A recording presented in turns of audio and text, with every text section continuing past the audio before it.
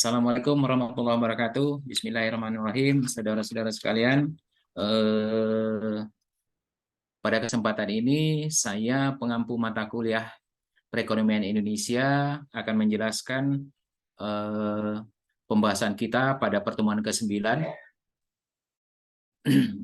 berkaitan dengan kebijakan moneter lanjutan. Baik, kebijakan moneter lanjutan ini adalah merupakan kebijakan moneter yang sebelumnya, yaitu pada penjelasan sebelumnya sudah disampaikan tentang pengertian, tujuan, dan instrumen kebijakan moneter. Baik, sebelum saya lanjutkan, mungkin kita review dulu ya. Saya kepengen sampaikan bahwa kebijakan, apa itu kebijakan moneter? Nah, kebijakan moneter di sini yang perlu disampaikan adalah seperangkat kebijakan ekonomi yang dibuat untuk mengatur ukuran serta tingkat pertumbuhan pasokan uang di dalam perekonomian di sebuah negara.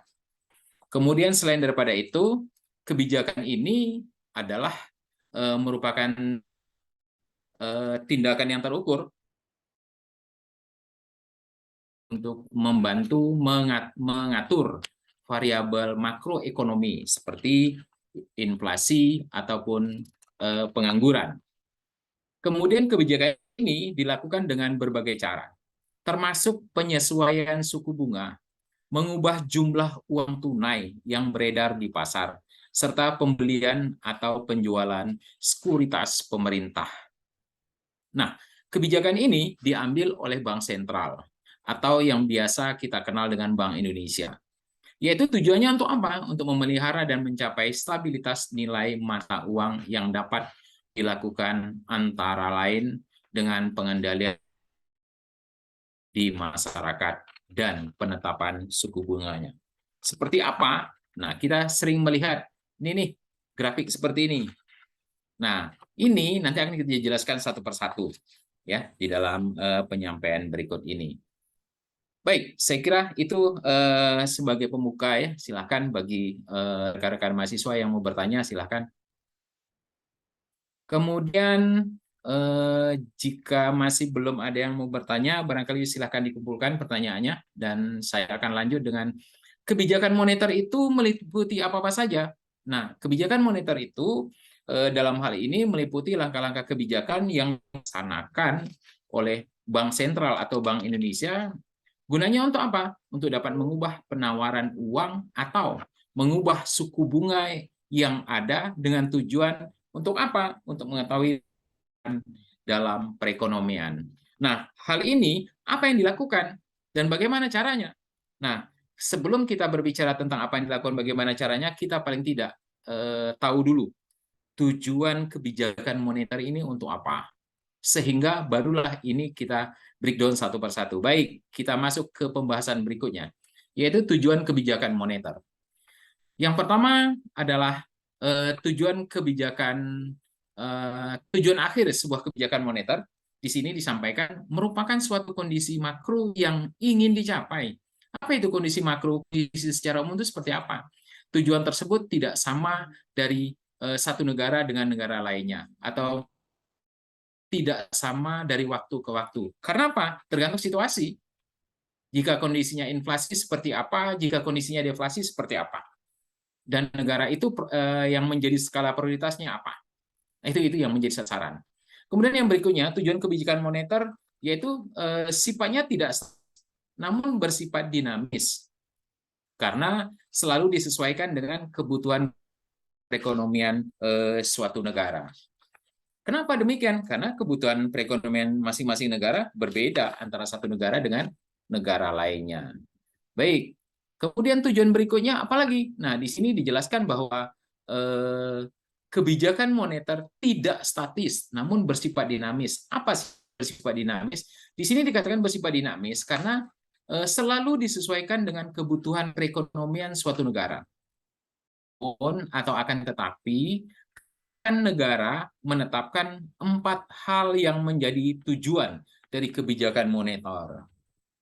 Atau yang bisa kita sebutkan satu persatu, yaitu pertumbuhan ekonomi dan pemerataan. Ini merupakan tujuan yang pertama. adalah kesempatan kerja. Ingat, yang pertama pertumbuhan ekonomi dan pemerataan pendapatan, yang kedua kesempatan kerja, sedangkan yang ketiga adalah kestabilan harga. Selain daripada itu, kita juga mengenal yang keempat adalah keseimbangan neraca pembayaran. Nah, kemudian kita breakdown satu persatu. Kapan pertumbuhan ekonomi dan pemerataan pendapatan? Kapan kesempatan kerja kita bahas? Kapan kestabilan harga? Kemudian kapan keseimbangan neraca pembayaran? Oke, baik. Yang terakhir saya jelaskan sedikit. Neraca pembayaran terjadi apabila transaksinya baik. Oke, sekarang kita jelaskan lebih detail lagi dari tujuan moneter, tujuan kebijakan moneter sebagai berikut. Yang pertama, tujuan kebijakan moneter itu adalah untuk mengedarkan mata uang. Kenapa diedarkan mata uang? Karena mata uang adalah sebagai alat pertukaran yang bisa disebut dengan medium of exchange dalam perekonomian. Nah, kemudian apalagi? Tujuan yang berikutnya adalah mempertahankan keseimbangan antara kebutuhan likuiditas perekonomian dan stabilitas tingkat harga. Yang pertama likuiditas, yang kedua stabilitas tingkat harga. Yang berikutnya, distribusi likuiditas yang optimal dalam rangka mencapai pertumbuhan ekonomi yang diinginkan pada berbagai sektor. Itu yang ketiga. Kemudian kita lanjut. Selain daripada itu adalah untuk membantu pemerintah dalam melaksanakan kewajiban. Dalam melaksanakan dapat terrealisasi yang normal. Ya, jadi merupakan alat ini ya. Yang berikutnya adalah menjaga kestabilan ekonomi, artinya pertumbuhan arus barang dan jasa seimbang dengan pertumbuhan arus barang dan jasa yang tersedia. Kemudian selain daripada itu untuk menjaga kestabilan harga. Kenapa? Karena harga suatu barang merupakan hasil interaksi antara jumlah uang yang beredar dengan jumlah uang yang tersedia di pasar. Kenapa? Dengan pasar itu akan menyebabkan apa? Dampaknya nanti terhadap inflasi. Kalau berkurang gimana? Deflasi dia. Baik, kita lanjut dulu. Nah, selain daripada itu, tujuannya tadi adalah untuk meningkatkan kesempatan kerja, di mana pada saat perekonomian stabil, pengusaha akan mengadakan investasi. Untuk apa? Untuk menambah jumlah barang dan jasa, sehingga adanya investasi akan membuka lapangan kerja baru, sehingga memperluas kesempatan kerja bagi masyarakat. Bukan di saat jumlah uang yang beredar banyak. Jumlah uang yang beredar banyak, kesempatan kerja juga ada, tetapi jangan terlalu banyak, dia jadi inflasi. Tetapi yang paling baik adalah di saat investasi. Investasi pasti membuka kesempatan kerja. Artinya ada unit usaha yang dikembangkan sehingga dibutuhkan tenaga kerja. Baik, untuk memperbaiki neraca perdagangan kerja masyarakat dengan jalan meningkatkan ekspor dan mengurangi impor dari luar negeri. Ingat, kalau ekspor besar berarti kita menjual barang ke luar negeri. Kalau impor berarti kita mendatangkan barang ke dalam negeri. Ingat, semua punya dampak. Ya, kalau mengekspor kita punya dampak bahwa neraca pembayaran menjadi baik. Kalau impor adalah akan yang pertama paling tidak kita punya persaingan yang banyak terhadap produk yang masuk ke negara kita. Kemudian yang namanya produk dari luar negeri selalu kualitasnya lebih baik. Dan itu harganya secara otomatis akan ditentukan oleh pengusaha atau kapitalis, kelompok orang berduit. Baik. Kemudian yang masuk ke dalam negeri atas sebaliknya. Nah, ini lanjutannya, memperbaiki neraca perdagangan kerja masyarakat dengan jalan meningkatkan ekspor dan mengurangi impor dari luar negeri yang masuk ke dalam negeri atas atau sebaliknya. Baik, kita lanjut dengan instrumen kebijakan moneter. Apa-apa saja yang menjadi instrumen kebijakan moneter, di sini yang biasa digunakan oleh pemerintah dalam pengambilan kebijakan moneter adalah satu, kebijakan operasi pasar terbuka. Apa sih yang dilakukan pada saat pemerintah melakukan kebijakan operasi pasar terbuka? Nah, di sini dikatakan operasi pasar terbuka adalah salah satu kebijakan yang diambil Bank Sentral atau Bank Indonesia untuk mengurangi atau menambah jumlah uang yang beredar. Ya, ingat bahwa kebijakan operasi pasar terbuka adalah suatu kebijakan yang diambil oleh Bank Sentral atau Bank Indonesia untuk mengurangi atau menambah jumlah uang beredar. Artinya boleh ditambah, boleh dikurangi.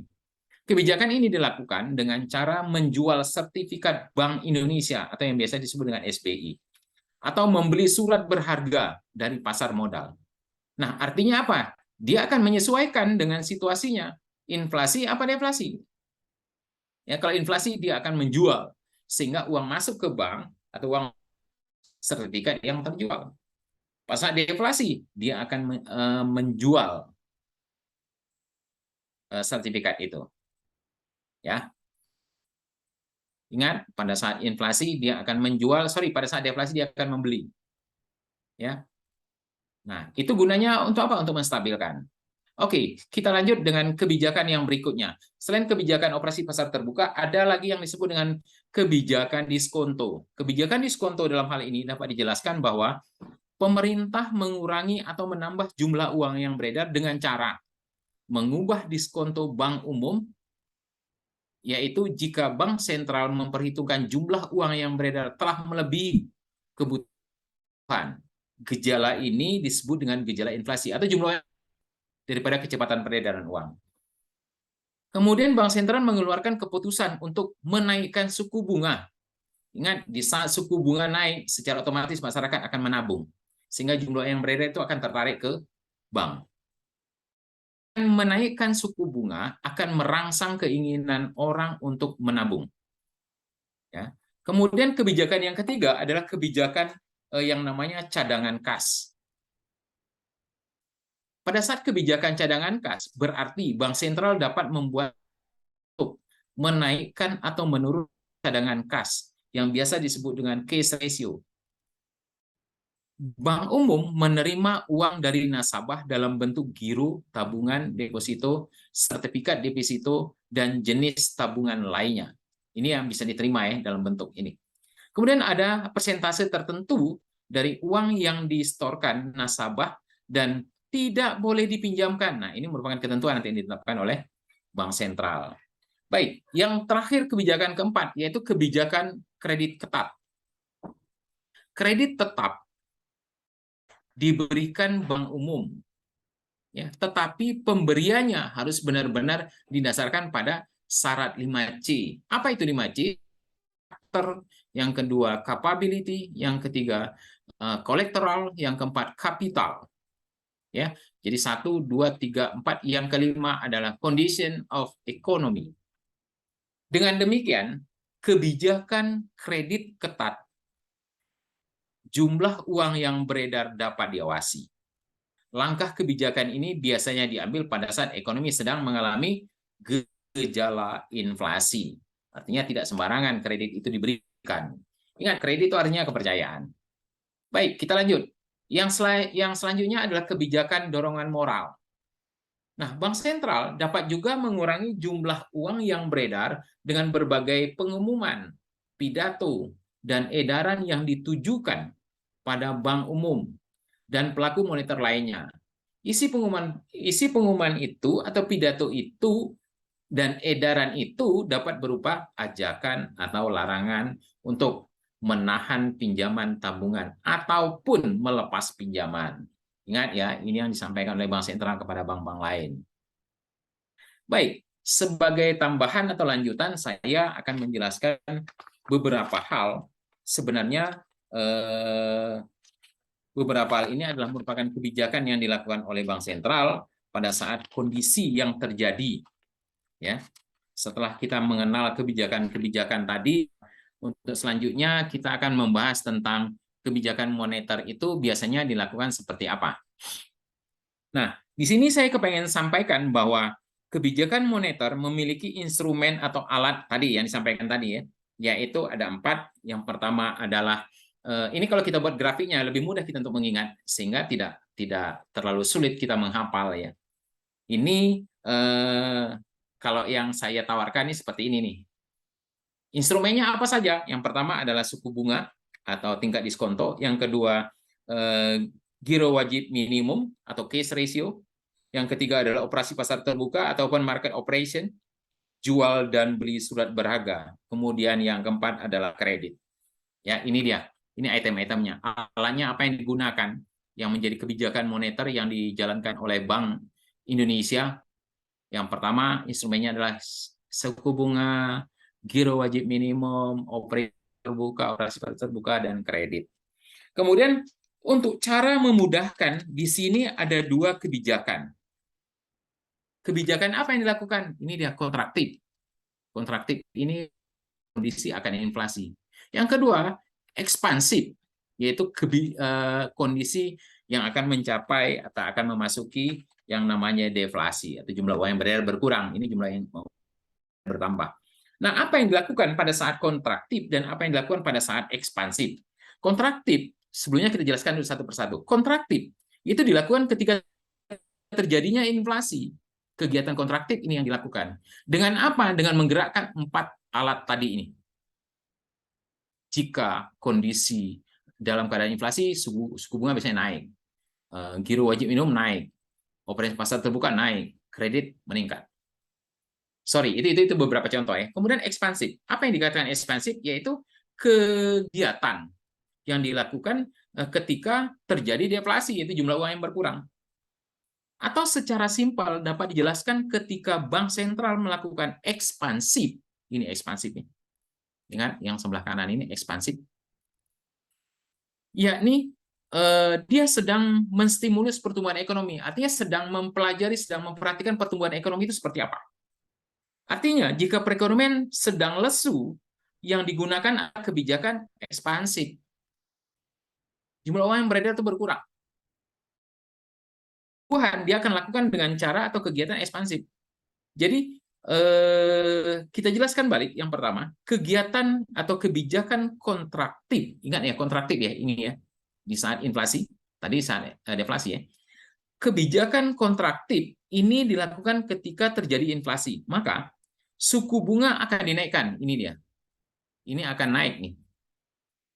Ya, ini kegiatan, alatnya ini. Di saat inflasi terjadi, maka suku bunga akan naik. Artinya, jangan sampai kebalik. Jika pemerintah sedang melakukan atau sedang menstimulus ekonomi, maka dilakukan kegiatan ekspansif. Jika dia pada saat melakukan memperhatikan pertumbuhan, itu dia akan melakukan dengan cara menurunkan suku bunga. Suku bunga diturunkan jika kondisi itu terjadi ekspansif ya. Jadi kalau inflasi dia ini dinaikkan, tapi jika jumlah uang yang beredar berkurang ini diturunkan. Kalau suku bunga menurun, artinya secara otomatis orang akan mencairkan uangnya dari bank. Artinya jumlah uang yang beredar bertambah. Nah, begitu juga untuk giro wajib umum atau case ratio. Pada kondisi kontraktif, maka dia akan meningkatkan tingkat giro wajib minimum. Nah, ini dia. Dia akan tingkatkan pada saat inflasi. Kemudian ketika terjadi deflasi ini, kondisi deflasi atau jumlah uang yang beredar berkurang, maka pemerintah melakukan ekspansif dengan cara menurunkan, ini nih yang kedua, menurunkan giro wajib minimum. Ini nih. Gironya diturunkan. Kemudian kalau operasi pasar terbuka apa yang dilakukan? Nah, operasi pasar terbuka di sini jual beli. Ketika kondisi sedang deflasi, ini ya, yang kotak ketiga ini, ketika kondisi sedang deflasi berarti untuk menstimulus pertumbuhan ekonomi, untuk memperhatikan pertumbuhan ekonomi yang dilakukan, maka Bank Indonesia akan membeli surat-surat berharga yang dimiliki oleh masyarakat. Di saat Bank Indonesia membeli, berarti kan dia mengeluarkan uang. Berarti kondisi menjadi normal lagi, pertumbuhan menjadi baik. Nah, begitu juga untuk sebaliknya. Ketika kondisi sedang inflasi, ini apa yang dilakukan pada pasar terbuka? Maka kontraktif atau pada masa inflasi, maka Bank Indonesia akan menjual surat berharga. Artinya pada kondisi inflasi kan jumlah uang beredar nih. Dia akan menjual surat berharga itu. Tujuannya untuk apa? Untuk menarik uang yang ada yang sedang beredar di masyarakat, sehingga masyarakat akan memegang surat tersebut. Jadi uang dipegang pemerintah, uang dipegang bank sentral, maka sehingga masyarakat akan memegang uang dan pemerintah akan memegang surat berharga. Dan kegiatan ini adalah sasarannya mengurangi jumlah uang yang mereka atau masyarakat pegang. Artinya mengurangi jumlah uang untuk tujuan adalah mengontrol peredaran uang di masyarakat. Nah, yang terakhir adalah untuk kredit. Ini dikenal dengan dua kebijakan, yaitu kontraktif dan ekspansif. Sama ini untuk kredit ini. Kontraktif dan ekspansif. Artinya pada saat inflasi dan pada saat deflasi. Apa yang dilakukan?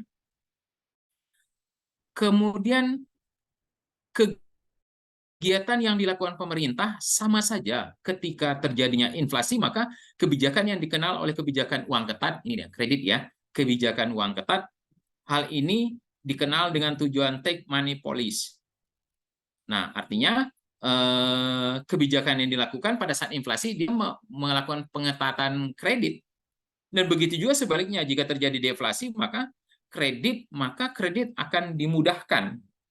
Yang kemudian kita kenal dengan istilah kredit longgar, atau yang biasa disebut dengan easy money policy. Baik, mungkin itu yang bisa saya sampaikan sebagai penjelasan kebijakan moneter tambahan untuk hari ini. Semoga akan menjadi pengetahuan bagi saudara-saudara sekalian. Kemudian saya persilahkan kepada saudara-saudara yang bagi ada yang belum jelas, silakan ajukan pertanyaan. Jika masih tersimpan, silakan Anda boleh mengajukan pertanyaan melalui grup WA yang sudah tersedia. Baik, demikian pada pertemuan kali ini. Lebih kurang saya mohon maaf. Saya sudahi dengan wabillahi taufik wal hidayah. Assalamualaikum warahmatullahi wabarakatuh.